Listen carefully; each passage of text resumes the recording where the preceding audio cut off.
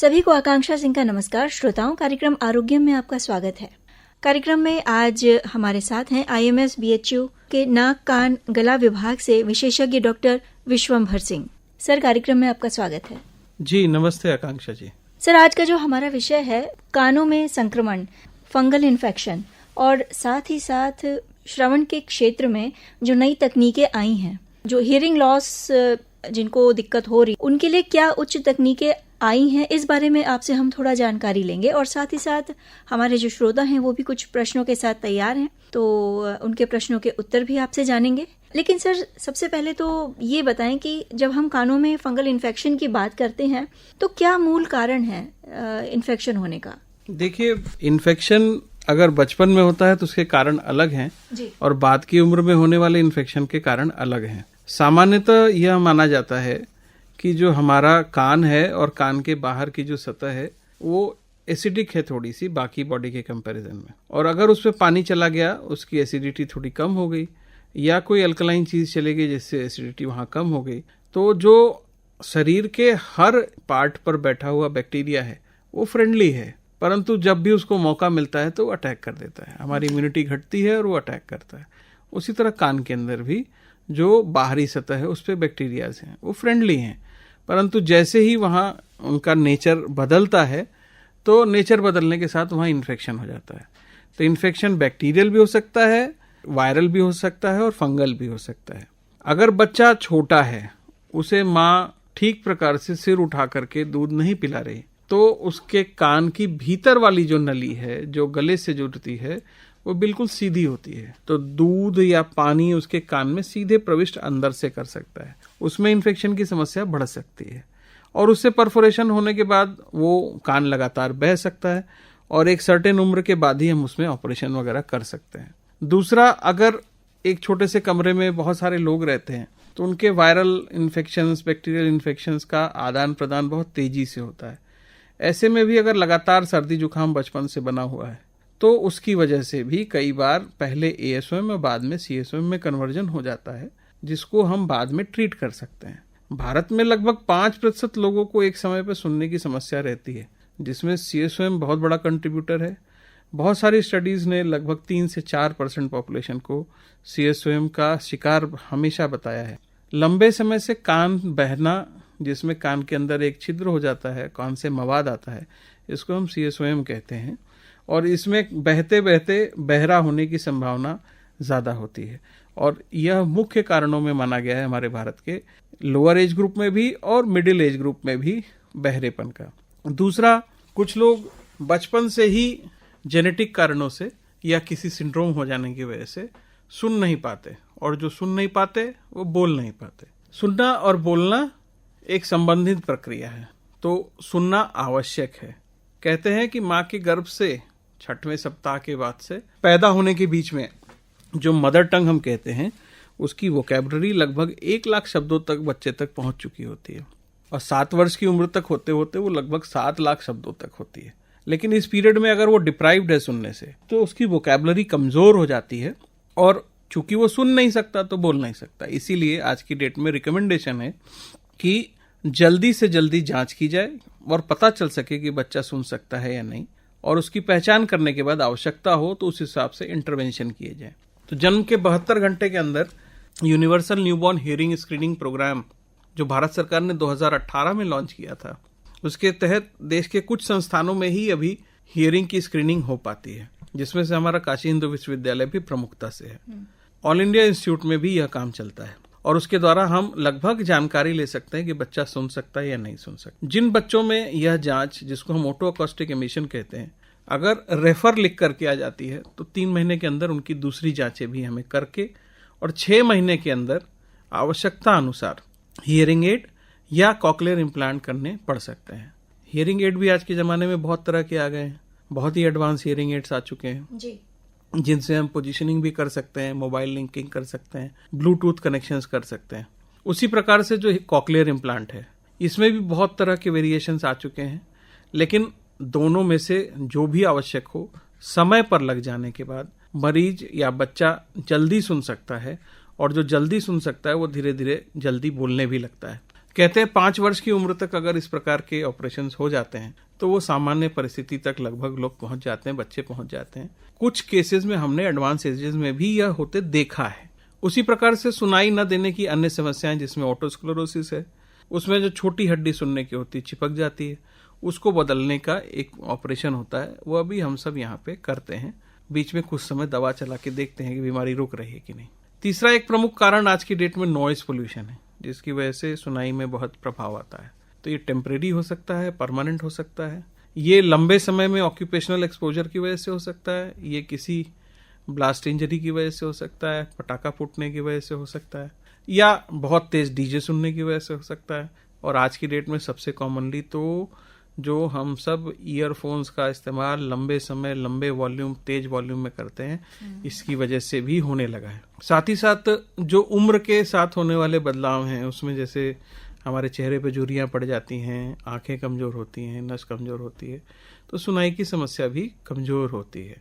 तो इसमें भी उसका जांच सही समय से हो जाए, अंकुरित मूंग, चना, दालें इत्यादि प्रोटीन्स लेने से थोड़ा प्रिजर्वेशन हो सकता है। लेकिन एक सर्टेन लिमिट से नीचे जाने के बाद बुजुर्गों को चिड़चिड़ाहट होती है, वो सुन नहीं पाते, तो उनको सुनने के लिए अगर हियरिंग एड्स मिल जाए तो बहुत ही अच्छा होता है। इसके लिए सरकार की योजनाएं भी हैं, एनजीओज भी काम करते हैं और मार्केट में भी सब कुछ उपलब्ध है। जी, हमारे श्रोताओं के भी कुछ प्रश्न हैं, वो भी कुछ जानना चाहते हैं, तो ये पहली कॉल हम ले लेते हैं। हेलो सर, नमस्ते।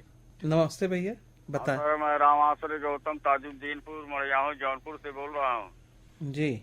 सर, मेरे कान से अब कम सुनाई देता है और इसी के कारण जो है मुझे मानसिक टेंशन हो गया है। क्या उम्र है आपकी? हमारी उम्र 66 वर्ष है। तो उम्र के साथ होने वाले बदलावों में जैसे आंखें कमजोर होती हैं, मांसपेशियां कमजोर होती हैं, उसी प्रकार से सुनाई की क्षमता भी घटती है।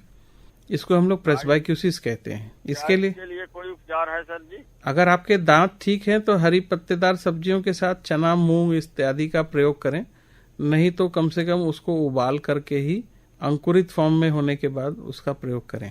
हरी पत्तेदार सब्जी, पीले फल, अंकुरित मूंग, चना, दूध, इसको लेना चाहिए। अगर आपको लगता है कि लगातार सुनाई की क्षमता कम होती जा रही है और आपको चिड़चिड़ापन बना हुआ है, तो उसके लिए आपको जांच करा के आवश्यकता अनुसार मशीन की जरूरत हो सकती है, वह मशीन आपको लेनी पड़ेगी। यह मशीन आजकल केंद्र सरकार की वयोश्री योजना में भी फ्री मिलती है। अगर आपकी सेटिंग की नहीं मिलती है, आपको नहीं पसंद है, तो आप बाजार से भी ले सकते हैं। जी सर, नमस्कार। हेलो, नमस्ते, कार्यक्रम आरोग्यम। नमस्कार, हम ग्राम मलूकपुर, बिशुनपुर, जौनपुर, उत्तर प्रदेश बोल रहे हैं मैम। जी, कौन बोल रहे हैं? फूलचंद पंडित जी। जी फूलचंद जी, क्या पूछना चाहते हैं आप? वो थोड़ा कान में मेरे प्रॉब्लम है। जी, डॉक्टर आपको सुन रहे हैं, कृपया अपना प्रश्न पूछें। डॉक्टर साहब नमस्कार। नमस्ते। हमारे कान में कभी कभी वो जैसे हवा टाइप हो जाए, जैसे एयर ले गैस ऐसे बन जाए, और उसके बाद जो है ऐसे 2-4 दिन तक रहेगा, फिर थोड़ा थोड़ा पानी निकलने लगता है कान में। ये कान में पानी कितने वर्षों से निकल रहा है? ये सर हो गया 5-6 साल से होता है, कभी कभी ऐसा हो जाता है। क्या उम्र हो गई आपकी? जी, हमारी होगी 46। तो पिछले 5-6 सालों से कान से मवाद आता है आपको? जी जी। इसके लिए कभी दवा की है आपने? जी सर, उससे ड्रॉप लेकर डाल देते हैं, और तो आपको सही इलाज की आवश्यकता है। 4 महीने फिर हो जाएगा। जी, तो आपको सही इलाज की आवश्यकता है। सिर्फ ड्रॉप से इलाज नहीं होगा, हो सकता है कि कान के पर्दे में छेद हो, तो आपको पहले बचाव करना पड़ेगा। नहाते समय दोनों कान पे रुई के आगे के हिस्से में पेट्रोलियम जेली लगा के कान पे रखें नहाते समय, और नहाने के बाद वो रुई निकाल के फेंक दें। कान में किसी प्रकार का तेल, पानी नहीं जाना चाहिए। खट्टा ठंडा नहीं खाना चाहिए। आइसक्रीम, मिठाई के प्रयोग से भी बचना चाहिए। कान सूखा रहे। सर एक्चुअली क्या हुआ ना, बताएं आपको, एक बार ऐसे हो रहा था, तो एक हमारे यहाँ नजदीकी डॉक्टर थे, उनके यहाँ मैं गया जो है, और वो इतना तेज मतलब खोद दिए ना उसको, बहुत ज्यादा, तभी से प्रॉब्लम होने लगा। अब यह कह पाना तो मेरे लिए मुश्किल है, परंतु एक बार आप दिखा लें, बचाव करें, सही से दवा करें, आवश्यकता हो तो ऑपरेशन की आवश्यकता हो तो करा लें। ज्यादा उम्र में ऑपरेशन करने में कठिनाई होती है, समय से ऑपरेशन हो जाने में आगे के लिए आसानी रहती है, नहीं तो बहते बहते बहरा। हाँ सही कह रहे, बाद में प्रॉब्लम हो जाएगा। नमस्ते। जी सर, थैंक यू। सर, कानों में फंगल इन्फेक्शन यानी संक्रमण की हम बात कर रहे थे, तो थोड़ा उस बारे में जानकारी दे दें कि क्यों होता है और फंगल इन्फेक्शन ना हो, इसके लिए हमें क्या विशेष ध्यान रखना है? देखिए, फंगल इन्फेक्शन के कारण बच्चों में अलग और बड़ों में अलग हो सकते हैं। बड़ों की बात करें तो अगर पहले से कान में कोई पहले से इन्फेक्शन है तो उसके ऊपर भी फंगल इन्फेक्शन सेट इन कर सकता है। एनवायरनमेंट में हमेशा फंगस उपलब्ध हैं, उनके स्पोर्स हैं। बरसात के मौसम में वो प्रेवलेंटली चारों तरफ ग्रो कर सकते हैं, उनको ग्रो करने के लिए अच्छा मौका मिलता है। और उसमें यदि हमने कोई कान में कोई ऑर्गेनिक मटेरियल डाल लिया, जैसे उसमें ऑयल भी हो सकता है, सामान्यतः लोग कान साफ करने के लिए ऑयल डाल देते हैं, परंतु कई बार वो ऑयल जो है उस फंगस के लिए फूड का काम करता है और वहां फंगल ग्रोथ अच्छी हो जाती है और वो धीरे धीरे पर्दे को और उसके आसपास के एरिया को गला कर देता है। इसलिए उसको पूरी तरह से साफ करके निकालना और उचित उपचार करना उस फंगस का आवश्यक है। अगर डायबिटिक मरीज है, उनके केस में इस तरह का फंगल इन्फेक्शन है तो उसको तो बहुत जल्दी ठीक कर लेना चाहिए, नहीं तो बाद में बड़ी समस्या बन सकते हैं।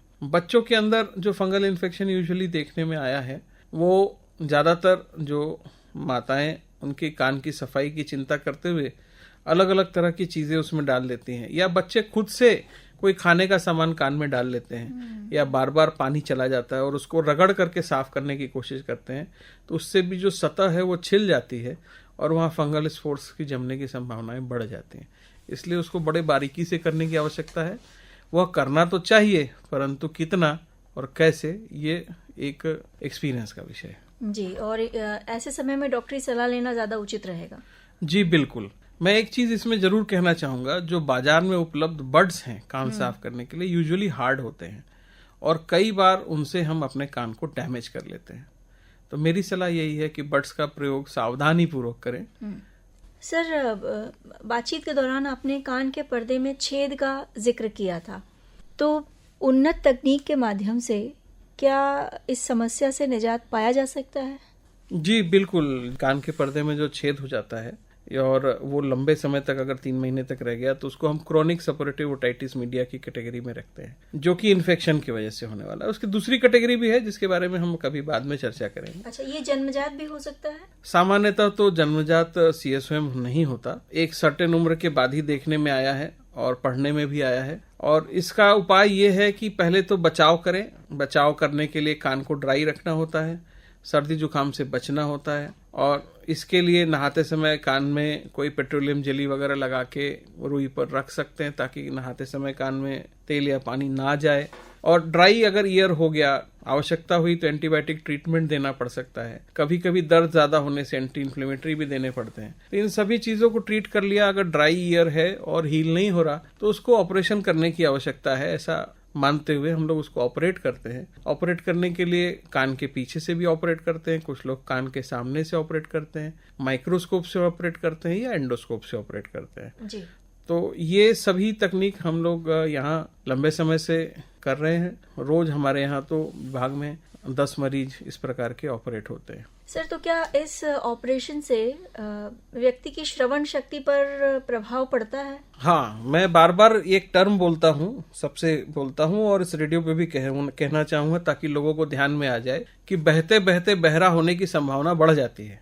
शायद शब्द भी उससे बना हो, मुझे इसका ज्ञान नहीं, लेकिन अगर कान बह रहा है तो बहरेपन की समस्या हो सकती है, इसकी प्रोबेबिलिटी ज्यादा है। पर्दा नहीं है तो 10 से 15 डेसिबल तक का लॉस है। लेकिन अगर यही समस्या लंबे समय तक हो गई तो कान की जो छोटी हड्डियां तीनों हैं, अगर उन हड्डियों में कोई हड्डी गल गई या नहीं, धीरे धीरे करके वहां से किसी इन्फेक्शन की वजह से गल गई, हट गई, तो बहरापन और ज्यादा बढ़ जाता है। तो इसलिए हम लोग ऑपरेशन से पहले एक जानकारी के लिए प्योटोन ऑडियोमेट्री करते हैं ताकि हमें बहरेपन की स्थिति का पता लग जाए और पता लगने के अनुरूप अगर हड्डी बदलनी है, नई हड्डी लगानी है, तो नई हड्डी शरीर के बाहर से कुछ लेकर के लगाना है या शरीर के अंदर से मॉडिफाई करके लगाना है, यह निर्णय करते हुए और पर्दे का ऑपरेशन साथ साथ कर देते हैं। तो लगभग वो सुनाई की समस्या, अगर उसने कोई सेंसिटिव न्यूरल लॉस नहीं किया है तो उसमें कम से कम 10 से 20 डेसिबल का इम्प्रूवमेंट आ सकता है। अच्छा, जो कि काफी सिग्निफिकेंट है। हेलो। हाँ मैम, मेरा एक बेटा है, उसके कान में दर्द होता है। जी जी जी, आपका प्रश्न भी जानेंगे, लेकिन सबसे पहले आप ये बताइए कि आप कौन बोल रही हैं और कहाँ से? मैं विनीता प्रजापति, बदलापुर जौनपुर। हाँ मैम, मेरा एक बेटा है, उसके कान में दर्द होता है तो डॉक्टर को मैं दिखाई तो दवा लिए, लेकिन उससे आराम नहीं हो रहा है। क्या उम्र है आपके बेटे की? 18 साल। कितने दिन से कान में दर्द हो रहा है? लगभग 1 महीने से। कान बहता है क्या? नहीं सर, कभी कान नहीं बहता था। एकाएक वैसे जैसे वो कुछ दिन जाके लाइब्रेरी पढ़ाई कर रहे थे तो वो कान में वो लगाए ईयरफोन। जी, ईयरफोन लगाने से जब से वो लगा के पढ़ने लगे तो उनके कान में खुजली हुई, दर्द शुरू हो गया, तो डॉक्टर को दिखाया लेकिन अभी पूरा आराम नहीं हुआ सर। जो ईयरफोन लगा रहे हैं आजकल, वो कान में जबरदस्ती भर लेते हैं उसको। हाँ सर। तो इसकी वजह से आजकल ये युवाओं में और बच्चों में प्रॉब्लम बहुत कॉमन है कि कान में दर्द हो रहा है। वो लोग ईयरफोन टाइटली फिट कर लेते हैं कान में। तो ईयरफोन के बजाय हेडफोन का प्रयोग करें। 1 घंटे 1.5 घंटे से ज्यादा हेडफोन का प्रयोग ना करें और समय समय पे उसको हटा के भी रखें, नहीं तो बहरापन जल्दी हो जाएगा।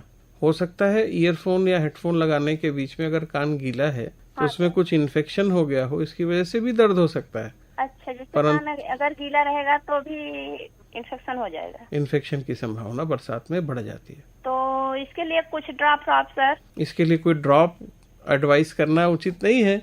इसके लिए पहली चीज यही उचित है कि जो ईयरफोन है उसको टाइटली कान के अंदर न घुसेड़ा जाए, उसकी बजाय हेडफोन का प्रयोग किया जाए और हेडफोन का प्रयोग भी लिमिटेड 1 से 1.5 घंटे से ज्यादा न किया जाए। हेलो। हाँ नमस्कार कांता जी। नमस्ते, कार्यक्रम आरोग्यम, कौन बोल रहे हैं? जी मैं परवेज अहमद। तो डॉक्टर साहब से मेरा प्रश्न है कि डॉक्टर साहब कान की क्षमता अच्छी है कि नहीं, कैसी जांच कराएं और कितने बैलून पर आवाज सुनने में कानों की क्षमता अच्छी बनी रहती है? तो कान में जो सुनाई की क्षमता को बचाए रखने के लिए एक उम्र के बाद तेज आवाज से तो हम लोग को बचना ही चाहिए। और नॉइस पोल्यूशन कंट्रोल एक्ट 2010 के अनुसार इंडस्ट्रियल एरिया का मानक अलग है और रिहायशी एरिया का मानक अलग है कि कितने तेज आवाज आप वहां बजा सकते हैं। लगभग 30 से 35 डेसिबल का 50 डेसिबल तक रिहायशी एरिया में 10 बजे रात तक आप ऐसा बजा सकते हैं और रात में नहीं बजा सकते। साथ ही साथ इंडस्ट्रियल एरिया में ये 70 तक चला जाता है, परंतु वहां आप ईयर वैड वगैरह का इस्तेमाल करके अपनी सुनाई की क्षमता को बचाए रख सकते हैं। अगर आप इंडस्ट्री वर्कर हैं तो आपको हर 4 महीने पे अपने सुनाई की क्षमता का जांच कराना चाहिए और उस जांच को कराने के उपरांत अगर आपको टेम्पररी थ्रेशोल्ड शिफ्ट मिलेगा डॉक्टर के अनुसार तो आपको कहीं कहीं शिफ्ट करना चाहिए अलग एरिया में जहां शोर कम होता हो। ये आपका जो ESI एक्ट है और नॉइस पोल्यूशन कंट्रोल एक्ट है उसके तहत ये नियमावली बनी हुई है। थैंक यू, धन्यवाद। हेलो। हेलो, कार्यक्रम आरोग्यम, कौन बोल रहे हैं? हम एसपी श्रीवास्तव बोल रहे हैं, गणपत नगर, पहाड़िया, वाराणसी से। जी बताइए, क्या पूछना चाहते हैं आप? डॉक्टर साहब से पूछ रहे थे, जैसे नाक में कभी कभी गर्दा घुस जाता है, कभी रास्ते में चलते रहे या कुछ काम करो तो उसको कैसे साफ करेंगे? क्या काम करते हैं आप? काम तो हम बैंक में अधिकारी हैं। जी, मान लीजिए रास्ते में जाते होते जैसे गाड़ी उड़ी खड़ी है, कभी कभी वो गर्दा हो जाता है, गर्मियों में विशेष तौर से गर्दा उठता है, तब रास्ते में आने जाने। मैं आपको बताना चाहूंगा कि जो शरीर है ना, इसमें बहुत सारी इंट्रिंसिक मैकेनिज्म्स होते हैं किसी भी चीज की क्लीनिंग के लिए। तो जो धूल के कण या प्लास्टिक के कण, पोल्यूशन के कण हमारे अंदर जा रहे हैं, उसको निकालने के लिए हमारे अंदर सीलियाज हैं, हेयर सेल्स हैं, वो उसको बाहर अपने आप ही बाहर निकालते हैं, जिसको हम कई बार अगर गले के माध्यम से बाहर आता है तो गला साफ करके उसे बाहर थूकते हैं, नाक के माध्यम से आता है तो कई बार हमको सुबह उठ करके नाक साफ करनी पड़ती है। ये एक सेल्फ क्लीनिंग मैकेनिज्म है। अच्छा। इसमें हमें बहुत कुछ अलग से करने की आवश्यकता नहीं होती है, परंतु इसके बाद भी यदि आपको लगे कि बहुत ज्यादा है तो आप ब्रेक ले लें, आप बेसिन पर जाएं, नाक को वॉश कर लें और उसमें भी नाखून न लगाते हुए उसको क्लीन कर सकते हैं। अच्छा। साथ ही साथ आप अपनी सीलियास की एक्टिविटीज को यदि बढ़ाना चाहते हैं तो बढ़िया से प्राणायाम करें, अंकुरित मूंग चना खाएं, विटामिन ई का प्रयोग ज्यादा करें और एसी से या धूल से बाहर धूल के एरिया में जाने समय, बनारस में तो हम लोग देखे हैं कि सामान्यतः सभी लोग गमछे का प्रयोग कर लेते हैं गर्मी के दिनों में, तो उसको मुंह ढक सकते हैं, उससे आपके कण कम जाएंगे और पोल्यूशन को बाकी क्लीन करने की मैकेनिज्म हमारे पास है और समाज को जागरूक करेंगे कि पॉलिथीन का प्रयोग कम करें। और कभी गले में दर्द होने लगता है, जैसे ठंडा हुआ या कुछ पंखा के नीचे सोते रहिए, तो उसके लिए कुछ करना होगा? ऐसा अक्सर होता है क्या आपके साथ? अक्सर नहीं, कभी पंखे के नीचे वो सो गए या जाड़े वाले जैसा पंखा लगातार चल रहा है, आजकल गर्मी है तो उसके लिए अधिकतर गर्मी में तो सामान्यतः ये इन्फेक्शन की वजह से होता है, जो ठंडा पानी हम फ्रिज से निकाल के पीते हैं उसकी वजह से। अच्छा, हाँ ये तो है। परंतु जाड़े में होने का कारण ठंडी हवा होती है, तो ठंडी हवा से बचने का तरीका हमारे पास हमेशा से है कि भाई सांस अंदर गर्म जाए। तो अगर गर्म सांस अंदर जाएगी तो गले में उस प्रकार से दर्द नहीं होगा। उसके लिए आप नाक मुंह ढक करके बाहर निकले जाड़े में भी। कुल मिला के जो साइनसेस और नोज है ना, हमारा नाक और जो साइनसेस है, इनका काम होता है कि हमारे शरीर के टेम्परेचर के अनुसार बाहर की हवा को ठीक कर लेना। कोई दवा लेने की जरूरत नहीं, जब तक कि कोई इन्फेक्शन नहीं, किसी दवा की आवश्यकता है नहीं। कुछ देर बाद ठीक होता है, कभी कभी दर्द करने लगता है ज्यादा। थोड़ा गर्म पानी पी के देखें। नमस्ते। हेलो, कार्यक्रम आरोग्यम, कौन बोल रहे हैं? सत्य प्रकाश श्रीवास्तव बोल रहे हैं, ग्राम छतेम, पोस्ट सैयद राजा, जिला चंदौली। जी बताएं, क्या प्रश्न है आपका? आज हमारे साथ विशेषज्ञ डॉक्टर हैं, doctor Vishwambhar Singh, ENT specialist. क्या पूछना चाहते हैं आप? हम लोग बाहर जाते हैं जी, तो कानों में घुस जाता है, जैसे गंदा उंदा घुस गया, कभी आंधी होती गर्मी में आ जाती है, तो उसको कैसे साफ करना चाहिए? देखिए, जैसे शरीर का स्किन हमेशा शेड होता है ना, वैसे कानों की गंदगी भी हमेशा शेड होती है। बाल जैसे गिरते हैं, चमड़ी जैसे बदलती है, वैसे कानों से गंदगी भी अपने आप निकल जाती है। तो आपको उसकी चिंता नहीं करनी है, प्रकृति ने उसकी चिंता कर रखी है।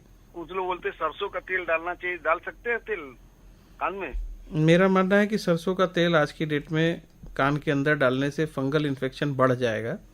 बरसात में तो बिल्कुल न डालें, क्योंकि आज के डेट में प्योर सरसों का तेल मिलता नहीं है। उसमें कहीं ना कहीं कंटामिनेशन रहता है और वो बहुत अच्छा सोर्स बन जाता है फंगल ग्रोथ का, जिसकी वजह से कान में ओटोमाइकोसिस यानी फंगल इन्फेक्शन बढ़ जाता है। बढ़ने की वजह से वो पर्दे को गला सकता है। पर्दा अगर गल गया तो कान बहते बहते बहरा हो सकता है, तो इसलिए इसको अवॉइड करना चाहिए। जैसे कभी कभी जाड़े में कभी ज्यादा ठंडा होता है, दर्द करने लगता है ऑटोमेटिक, कभी ठंडा लग रहा है ऐसे, कभी दर्द करना, तो उसके लिए कुछ दवा? उसके लिए भी कोई दवा की आवश्यकता नहीं है, क्योंकि सांसें ठंडी जाती हैं अंदर, तो उस समय नाक को ढक के रखें, कान को ढक के रखें। एक उम्र के बाद बचाव करना अच्छा है। जैसे ठंडा आया सुबह में, जैसे दिसंबर जनवरी में ज्यादा ठंडा पड़ता है, कान को ढक के रखना चाहिए। चलिए, थैंक यू वेरी मच, बहुत बढ़िया डॉक्टर साहब बताए, आशीर्वाद।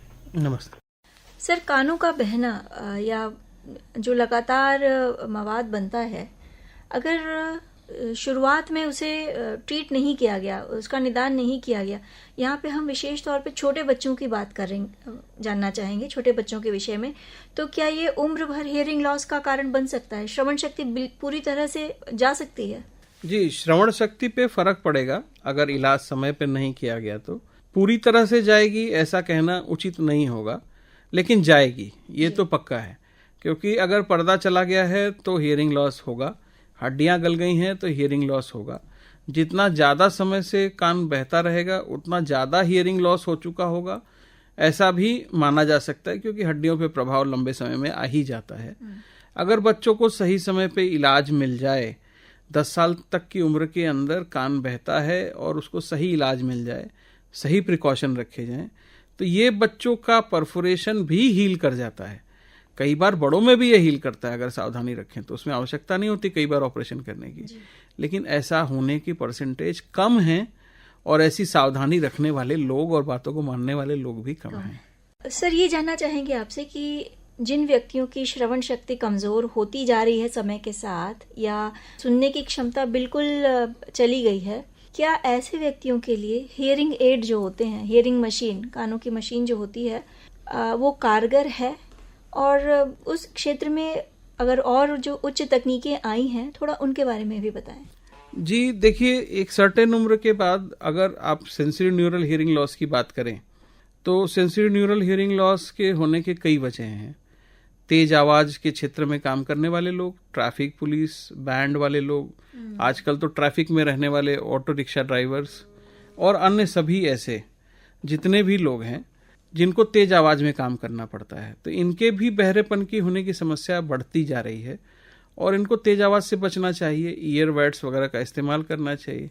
इसीलिए नॉइस पोल्यूशन कंट्रोल एक्ट भी आया था कि लोग जो है हॉर्न ना बजाएं, हॉर्न बजाएं तो कितने लिमिट तक बजाएं, और हम में से कितने लोग इस समझदारी को कर पाते हैं। दूसरी बात, हाइपरटेंशन और डायबिटिक लोगों में भी सुनाई की समस्या बढ़ जाती है अर्ली एज में, तो उनका डायबिटीज का कंट्रोल कैसा है और ब्लड प्रेशर का कंट्रोल कैसा है, इस पर भी यह निर्भर करता है।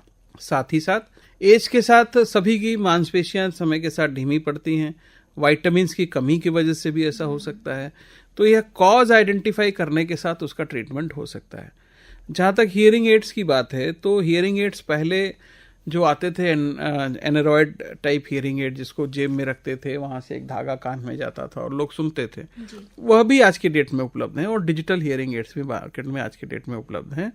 इवन गवर्नमेंट भी डिजिटल हियरिंग एड्स प्रोवाइड कर रही है अपनी बहुत सारी योजनाओं में। हमको उसका प्रयोग करके अच्छे hearing aids in the canal, behind the year, जैसा भी हमको सूट करे, देखने में भी, पहनने में भी और सुनने में जो मदद करे, ऐसे हियरिंग एड्स का प्रयोग करना चाहिए। अपनी आवश्यकता के अनुसार हम उसको न दिखने वाला, ब्लूटूथ से कनेक्ट होने वाला, बुजुर्गों के केस में सैटेलाइट तक कनेक्ट होने वाला हियरिंग एड भी है। उसके दाम ज्यादा हैं, परंतु सबकी सुविधाओं के अपने एक पॉइंट है कि घर में बैठे हैं, बुजुर्ग हैं, सुनाई नहीं दे रहा है, उनका बेल कनेक्टेड है, टीवी कनेक्टेड है, मोबाइल कनेक्टेड है, और उनकी लोकेशन, कभी कभी बुजुर्ग इतने बुजुर्ग हो जाते हैं कि उनकी लोकेशन भी हमको कई बार देखने की आवश्यकता होती है, तो वो भी ट्रेस करने की सुविधाएं आजकल के हियरिंग एड्स में हैं। अन्य तरह के जो हियरिंग डिवाइसेज आए हैं, जैसे बोन एंकर्ड हियरिंग एड्स भी हैं या साउंड ब्रिजेस हैं, वो भी अब धीरे धीरे प्रचलन में आने लगे हैं। अभी हम लोग यहाँ तो कम इस्तेमाल करते हैं, परंतु बड़े शहरों में इसका इस्तेमाल थोड़ा थोड़ा बढ़ रहा है। तो अपनी सुविधानुसार और अपनी क्षमता अनुसार हियरिंग एड्स का उपयोग किया जा सकता है। जी बिल्कुल। हियरिंग एड्स अगर मेरे शब्दों में कहें तो 50 रुपए से लेके 5 लाख तक के हियरिंग एड्स उपलब्ध हैं। फ्री में भी उपलब्ध हैं, सरकार भी दे रही है। लेकिन हम इसका प्रयोग करें। मैंने देखा है सामान्यतः लोग चश्मा तो लगा लेते हैं, लाठी तो ले लेते हैं, हियरिंग एड लेने से बचते हैं। मुझे लगता है अगर वो हियरिंग एड भी ले लें तो उनका जीवन अच्छा और खुशहाल बना रहेगा। वो अपने साथियों के साथ एक सर्टेन उम्र के बाद अगर गप्पे मारना चाहें तो वो भी कर सकते हैं। हियरिंग एड्स का प्रयोग करने में किसी तरह की कोई परेशानी, कोई दिक्कत का सामना करना पड़ सकता है व्यक्ति को? नहीं, कोई परेशानी तो नहीं होती, बस थोड़ा बहुत उसकी साफ सफाई रखना और उसकी आदत डालना। शुरुआत में तो हो सकता है आपको लगे कि मुझे नहीं सुनाई दे रहा ठीक से, परंतु समय के साथ बहुत अच्छा आउटपुट आता है और जीवन में एक नई मुस्कान ला सकता है। सर, चलते चलते श्रोताओं से आप क्या कहेंगे अपनी श्रवण शक्ति को बचाए रखने के लिए हमें किन विशेष बातों का ध्यान रखना है? आज की डेट में मैं तो कहूंगा कि सुबह योग हो और दिन में जो भोजन हो उसमें भी अंकुरित चना, मूंग वगैरह का सेवन जरूर करें, दूध का सेवन करें, हरी सब्जियां खाएं, पीले फल खाएं। जो प्राणायाम है उसमें भी भ्रामरी प्राणायाम करें। हम अपने सिस्टम को क्लीन रखें, जितना ज़्यादा से ज़्यादा फ्रेश एयर ले सकें। और सबसे प्रमुख बात, आज की डेट में कम से कम हेडफोन, मोबाइल फ़ोन का इस्तेमाल करें, तेज आवाज़ से बचें। ट्रैफिक में जाएं तो हॉर्न बिना मतलब के खुद न बजाएं और दूसरे जो बजाते हैं उनसे आग्रह करें कि वो हॉर्न न बजाएं। समय समय पे आवश्यकता होने पर अगर आप इंडस्ट्रियल एरिया में काम करते हैं तो सुनाई की क्षमता का जांच कराएं और एज के साथ होने वाले बदलावों को स्वीकार करते हुए अगर आवश्यक है तो हियरिंग एड्स का भी प्रयोग कर सकते हैं। तो श्रोताओं, आवश्यकता है समय के साथ साथ बदलाव को अपनाने की, जैसा डॉक्टर साहब ने अभी बताया, और स्वयं के प्रति सतर्क और सजग रहने की। सर, आप कार्यक्रम में आए, हमारे साथ साथ श्रोताओं के प्रश्नों के उत्तर दिए, आपका बहुत बहुत धन्यवाद। धन्यवाद आकांक्षा जी, मुझे इस कार्यक्रम में बुलाने के लिए, ताकि मैं लोगों से थोड़ी बातें कर सकूं और अपनी बात उन तक पहुंचा सकूं। श्रोताओं, कार्यक्रम आरोग्य में आज यहीं समेटेंगे। अगले सप्ताह एक नए विषय और नए विशेषज्ञ के साथ फिर होगी आपसे मुलाकात। आज्ञा दीजिए, नमस्कार।